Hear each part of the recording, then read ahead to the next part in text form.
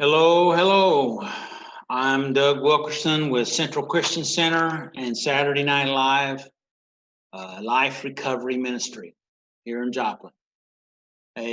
Life is messy, and I am here to try to help in helping you to deal with life and the messiness of life, and to maybe give you some new strategies, maybe some help you to have a greater sense of peace, courage, maybe even some joy. Hopefully, maybe some strategies.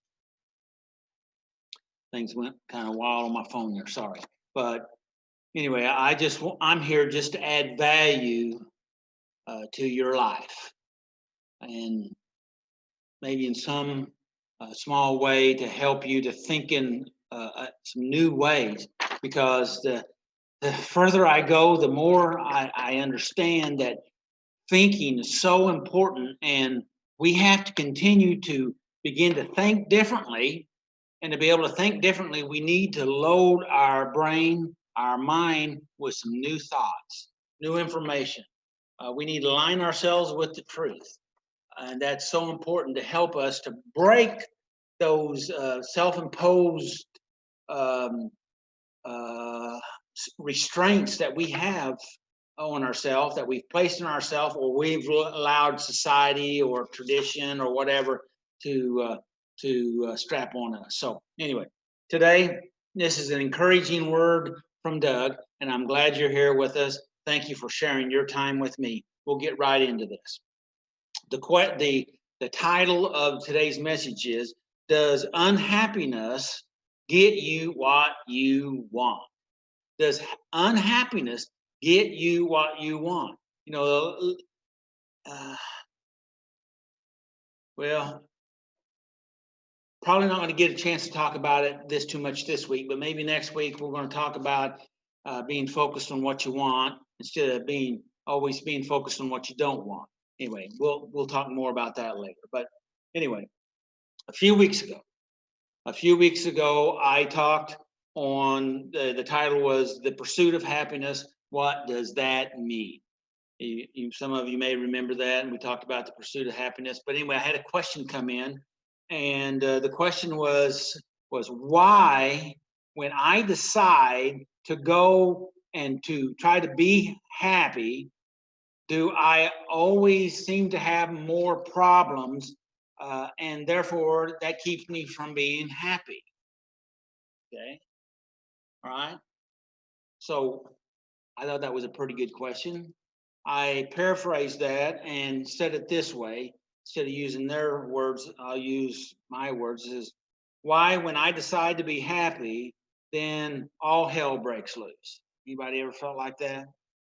I'm trying to get clean. I'm trying to get sober. I'm trying to stop the pornography. I'm stop trying to go to the casinos and lose all my money. I want to stop being a rageaholic, trying to be so controlling. It's just being perfectionistic. You name it.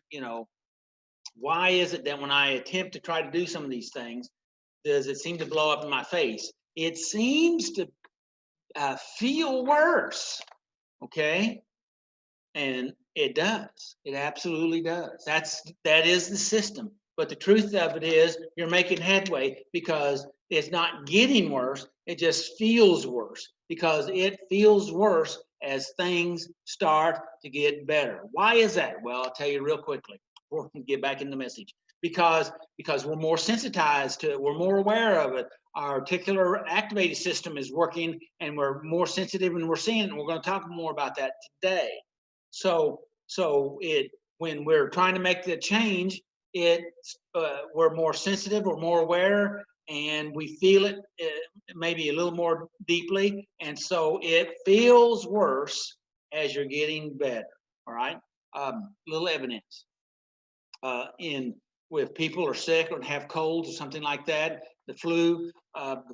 When they're sick and they're infected and they're starting to build up, but when the cold breaks, you're feeling bad up to that point, but when it breaks and now your body's trying to purge all the stuff and clean up, you actually feel worse when actually you're getting better, medically speaking. Yeah, there's a lot of other things I could say in there, but we're gonna drop that right there. So we're back. Let's go back to when I'm trying to do good or trying to be happy, that's when everything goes to pot. Okay, and so and this is a sizable puzzle, and I've already given you a few pieces of this puzzle, and there's a lot of different pieces to this puzzle. We're not gonna be able to cover them all, but we'll maybe get some of them that'd be helpful for you. And if you listen to me on a regular basis, we'll be getting different pieces of this puzzle to plug in, because life is like a jigsaw puzzle. The trouble is, all the pieces are mixed up and upside down, and some of them are off on the floor. And if you're not careful, some of them will get lost. But if you'll methodically stick with it, stay with it, piece by piece, it all will come together eventually. I promise you. But if you give up, I promise you what you'll get there, and that's not good. All right, so back to the subject. 2 Corinthians 5:10. This is out of the New King James Bible. It says that cast down arguments or every imagination that exalts itself against the knowledge of God, and bring every thought into captivity to the obedience of Christ. So he wants us to bring all of our thoughts in alignment with the truth of Christ the anointed one, okay? The truth. And if he's asking us or giving us instruction to do that, then that tells me that means it's doable. And I remember the day that I realized, because I believed the lie that I couldn't be different than I was because I'm stuck with the way I was, because that's what I was taught, okay? And I couldn't change. That's what I believed. That's a lie, but that's what I believed. But then I realized through the scriptures, he said that I could change my mind. Be not conformed to this world, but be transformed by the renewing of your mind. And it was my mind, and I needed to change it, Romans 12:2. And so if he's telling us to do this, he's made a way for us to do it. He wants to help us with it. That's it. That's a tool that you can put in your toolbox. 2 Corinthians chapter 10, verse 4. I'm going to back up. It says, "For our weapons of our warfare are not carnal or fleshly, okay, but are mighty through God to pulling down the strongholds." The strongholds within us. Yeah, there's some strongholds outside of us, but there's the real battle ones are in the inside of us. Those strongholds, those places that hold us tight, those fears, those anxieties, all that. Those are the major strongholds. If we come to peace on the inside, everything else is easier on the outside. Yes, it is. At least that's the way it's been in my life and with folks that I've worked with. And you probably know that to be the truth, because it is the truth. And so it says, cast down every argument or imagination, every high thing that exalts itself to the knowledge of God, which is the truth of God, and bring every thought. And those thoughts are the things that you think, because what you think about is what you bring about. Okay? All right. We'll talk more about that in a minute. And so I want to talk about the reticular activating system. I think I mentioned that a while ago. And the reticular activating system is a part of your brain. It's about the size of your pinky. It's pretty small. It's at the base of your brain stem. It connects to your spinal cord and your cerebellum and your cerebrium, and it helps control or mediate overall levels of consciousness. Okay, it operates as a data filter. Okay, some call it the delete mechanism. Okay, because it deletes more out than it lets through. Okay, in fact, scientists have shown that the unconscious mind operates at 40 billion bits of data per second. 40 billion, that's bits of data a second. That's a lot of stuff per second, okay? And that the conscious mind processes at the maximum 150 bits per second, okay?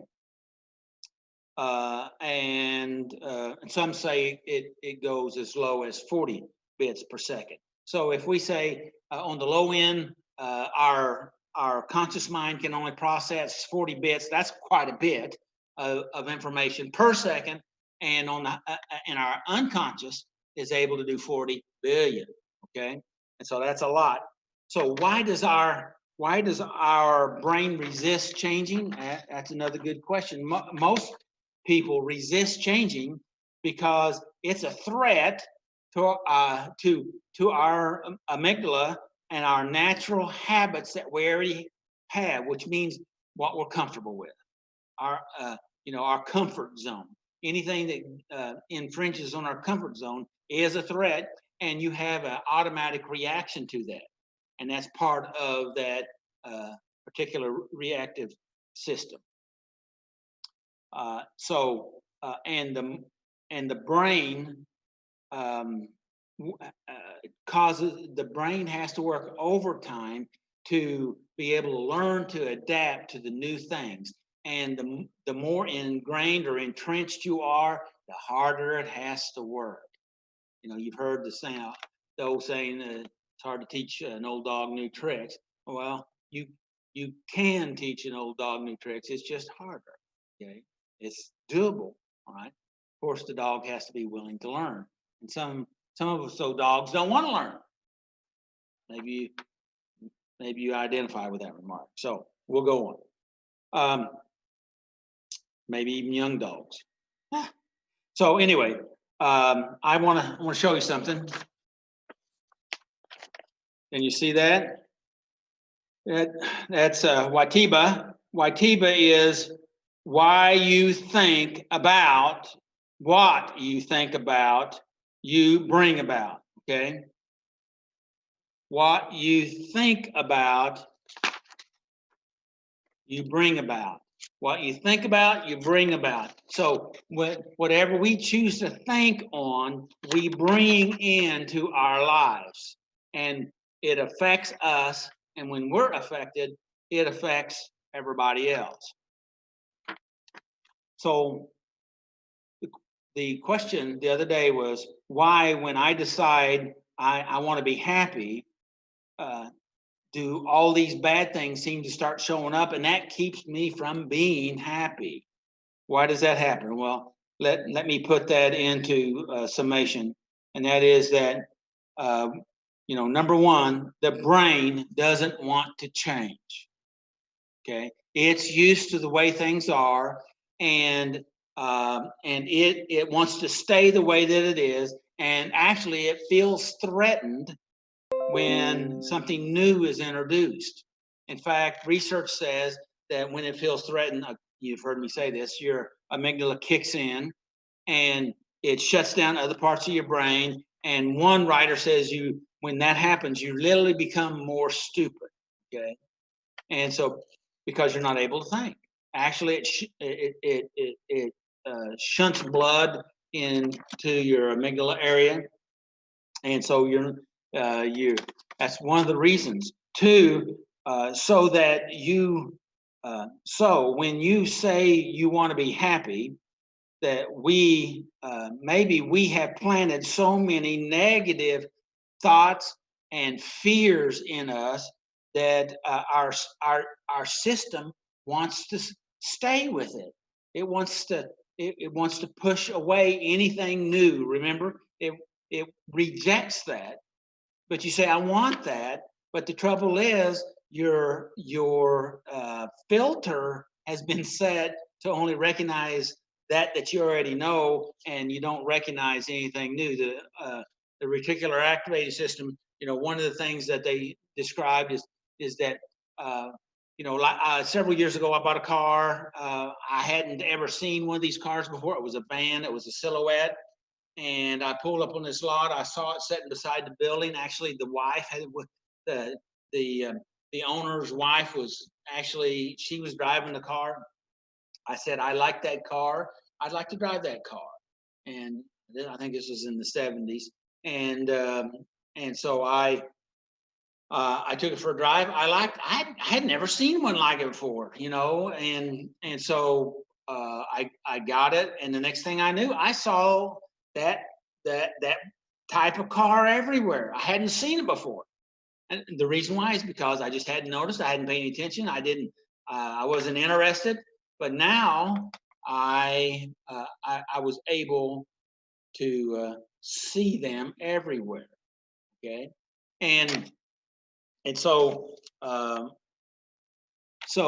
that's how that works. I remember when I was in high school, I could hear the coach on the sideline with all the wind and noise and band and horns honking and people, and I could hear the coach's voice. I could hear my mom and dad's voice from the center of the field, and sometimes from the far side of the field, because I trained myself to be able to hear that. There's a lot of other stuff I didn't pay any attention to, and so that's how that works. So when we are wanting to make a change, we're maybe already tuned to a different station that we decide we want to not listen to anymore, but there's an automatic goes back to it, and we have to retrain it. All right, number three, our reticular activating system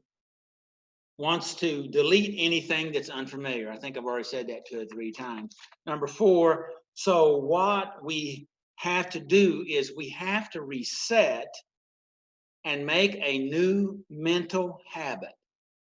And the only way we can make a new mental habit is that we have to practice what we want. We have to practice what we want. We have to practice what we want. I remember many years ago, I wrote down like 5 things in my calendar. I wrote them down where I could look at them at least every day, and sometimes several times a day. It was my mental guide of what I wanted for my life. And it was a strange thing. I had a hard time remembering them. In fact, I can remember them now, but I'd have to struggle on remembering all of them. But I have a pretty good idea, that was how I wanted my life to go. And if you don't set out a pattern for what you want, then you're apt to follow whatever pattern comes your way. So practice what you want. Don't practice what you don't want. We'll talk about that another day. So that was the 4th thing. Make a new mental habit and practice what you want. Practice this. Some of these things I'm talking about, practice it. See if they'll help you. See if they'll work for you. Now, it's not going to be easy. Most healthy things are hard and sometimes painful, but they're healthy. They are doable. It's hard to change ourselves, how we think, how we feel, how we function, our behaviors, but it's beneficial. And if you don't start today, when are you going to start? Because tomorrow will be today. We only have so much time. Let's take advantage of it. So if you're looking the future, way out there in the future, maybe the day that you're on your deathbed, what would you say to yourself right now about today making some new healthy habits? I bet you would tell yourself, don't waste time. Do it now. So practice that, make a decision, and stick with it. Practice. It's not perfection, it's just progress.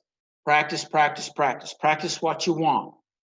Don't practice what you don't want. We'll talk more about that maybe next week.